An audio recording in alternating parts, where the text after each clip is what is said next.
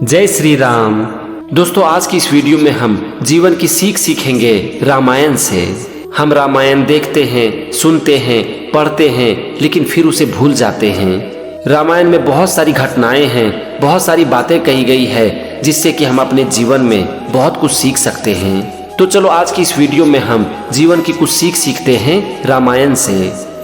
दोस्तों, सबसे पहले आप सोचो, क्या अयोध्या में जो कुछ भी हुआ उसका कारण क्या था? भगवान राम को 14 वर्ष का वनवास हो गया। उनके वियोग में राजा दशरथ की मृत्यु हो गई। रावण ने माता सीता का अपहरण कर लिया। इन सारी घटनाओं की जड़ कहाँ पर थी?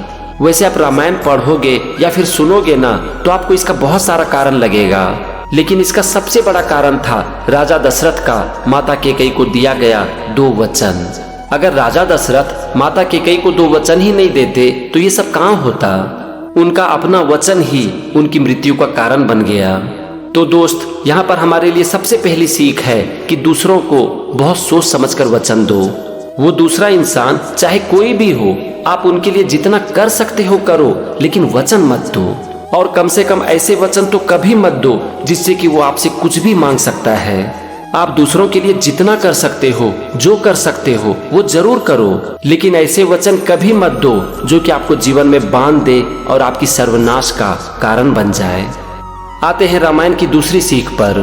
राजा दशरथ कैकेयी को समझाते हैं, उनके सामने हाथ जोड़ते हैं, उनसे विनती करते हैं और कहते हैं कि कैकेयी तुम कुछ और मांग ले, लेकिन राम को वन भेजने की जिद छोड़ दे। तो इस पर कैकेयी कहती है कि चाहे कुछ भी हो जाए, चाहे मुझे धर्म मिले या फिर अधर्म, मैं भरत की सौगंध खाकर कहती हूँ, राम को वन में भेजने के सिवाय मैं किसी और वर से संतुष्ट हो ही नहीं सकती। तो इस पर राजा दशरथ कहते हैं कि फिर मेरे प्राण नहीं रहेंगे। सूर्य के बिना ये संसार रह सकता है, जल के बिना मछली रह सकती है, किंतु राम के बिना मेरे प्राण नहीं रह सकते। तो इस पर कैकेयी कहती हैं कि तोड़ दीजिए आप अपना वचन। रघुवंशी जाने जाते हैं अपने वचन को निभाने के लिए। एक पक्षी की जान बचाने के लिए रघुवंशी अपने शरीर की बोटी बोटी कटवा देते हैं, लेकिन आप एक वचन पूरा नहीं कर सकते, इसीलिए आप हैं रघुवंश की कलंक। तो इस पर राजा दशरथ कहते हैं कि कैकेयी तुम हमारे प्रेम का अंत इस प्रकार से करेगी? देख, तेरी ये जिद और तेरा ये हठ तेरी सर्वनाश का कारण बनेगा। लेकिन इसका माता कैकेयी के ऊपर कोई असर नहीं पड़ता है और वो कहती है कि हो जाए सर्वनाश, आ जाए महाप्रलय, लेकिन राम वन अवश्य जाएगा। दोस्तों, माता कैकेयी के एक जिद से अयोध्या का जो हुआ वो तो हुआ ही, लेकिन उनकी जिंदगी किस तरह से तबाह हो गई। सबसे पहले तो उनके खुद के बेटे ने ही उनका त्याग कर दिया। माता कैकेयी भरत को राजगद्दी देना चाहती थी, लेकिन भरत ने उस गद्दी को ही ठुकरा दिया और अपनी माँ का ही त्याग कर दिया। उसके बाद कैकेयी की क्या दशा हुई ये हम सब जानते हैं। वो जीवन भर पश्चाताप की अग्नि में जलती रहीं। माता कैकेयी की जो दशा हुई उसका कारण कौन बना? आपको शायद लगे कि उसका कारण मंथरा बनी, लेकिन उसका कारण मंथरा नहीं बल्कि वो खुद बनी। उनकी जो दशा हुई उसका कारण था उनका जिद।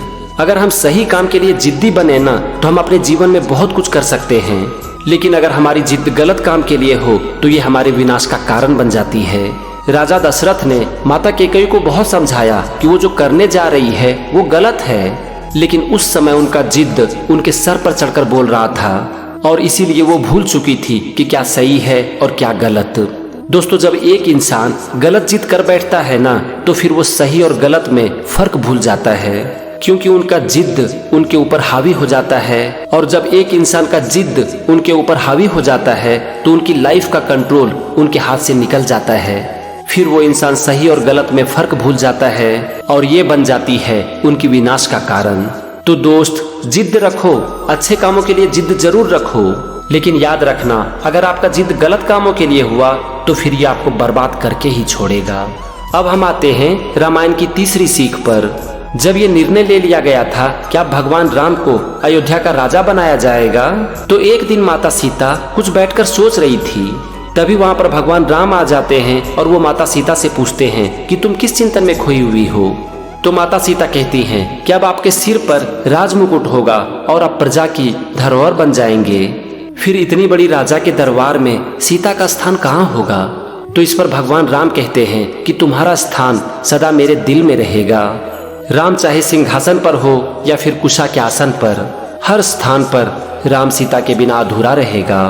इसी तरह भगवान राम के अयोध्या के राजा बनने की खबर को सुनकर माता सुमित्रा लक्ष्मण से कहती हैं, आज तक तुम अपने भैया की स्नेह की छाया में रहते आए हो, परंतु आज से तुम्हें राजा का सेवक और अंगरक्षक बनकर जीवन बिताना होगा। तो इस पर भगवान राम ने बहुत ही अच्छी बात कही है। उन्होंने माता सुमित्रा से कहा कि माता, मुझ में और लक्ष्मण में कोई अंतर नहीं है। लक्ष्मण तो मेरी द्वितीय अंतरात्मा है। जो मैं हूँ वही लक्ष्मण है।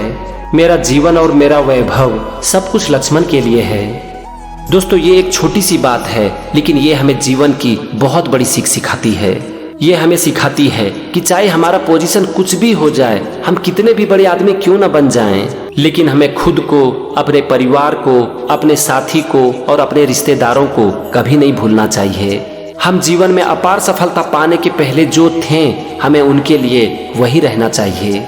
बहुत लोगों को जब जीवन में सफलता मिलती है ना, तो फिर वो सफलता के नशे में चूर हो जाते हैं और उनका नशा इस तरह से उनके सर पर बोलने लगता है कि उसके बाद वो सब कुछ भूल जाते हैं, चाहे वो उनका परिवार हो, उनके दोस्त या फिर उनके रिश्तेदार। उनके लिए सिर्फ रह जाता है पावर और पोजीशन।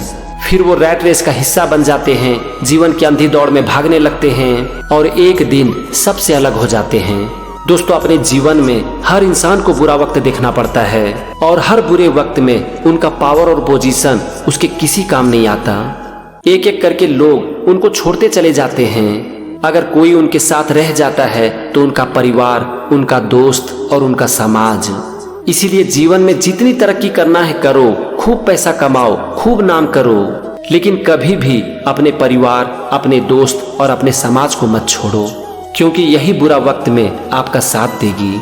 दोस्तों, ये थी जीवन की 3 महत्वपूर्ण सीख जो कि हम रामायण से सीख सकते हैं।